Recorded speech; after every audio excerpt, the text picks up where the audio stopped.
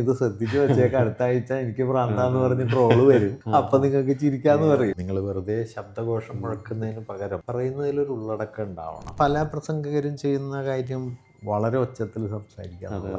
അത് വാസ്തവത്തിൽ പ്രസംഗത്തെ പരാജയപ്പെടുത്തുന്ന ഒരു ഘടകമാണ്. അവിടെ ഇരിക്കുന്ന ആളുടെ വീട്ടിലും കേൾക്കണം എന്നുള്ള മട്ടിൽ നിങ്ങൾ ഒച്ചെടുക്കേണ്ട കാര്യമേ. ഇപ്പൊ ക്ലാസ്സിൽ കുട്ടികൾ പറയും ചില വാക്യങ്ങളൊക്കെ നല്ല ഭംഗിയുള്ള വാക്യങ്ങളാണെങ്കിൽ കുട്ടികൾ പറയും മാഷ് ഒന്നുകൂടി പറയുമെന്ന് പറയും. നമുക്ക് ആവർത്തിക്കാൻ പറ്റില്ല. അത് വാക്കുകൾ വാക്കുകൾ വരിക, കൃത്യാശയങ്ങൾ വരിക, കൃത്യം ചേരുവകളാവുക, എല്ലാം കൊണ്ടും പെർഫെക്റ്റ് ആവുക. പക്ഷെ അവിടെ ഇരിക്കുന്ന ഒറ്റ ആൾക്കും അത് മനസ്സിലായിട്ടില്ല, ഒറ്റ ആളും അത് ശ്രദ്ധിക്കുന്നുമില്ല. ഈ പ്രസംഗം നടത്തുന്ന ഞാൻ തന്നെയാണ് അതിന്റെ കേൾവിക്കാരൻ.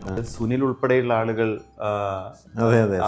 അല്ലെങ്കിൽ ഹിന്ദുത്വത്തിന് വേരുണ്ടാക്കുകയാണ്. 1000 കൊല്ലം കൊണ്ട് ഇവോൾവ് ചെയ്തു വന്നൊരു ടെക്സ്റ്റിന് ഒറ്റ അർത്ഥമേ ഉള്ളൂ, ഒരേ ഒരു ധർമ്മമേ ഉള്ളൂ എന്നൊക്കെ പറയുന്നത് ചരിത്രപരമായി ഒട്ടുമേ ശരിയല്ല. ഇത് മനസ്സിലായിട്ടില്ല എന്ന് ആളുകൾക്ക് മനസ്സിലാവില്ല.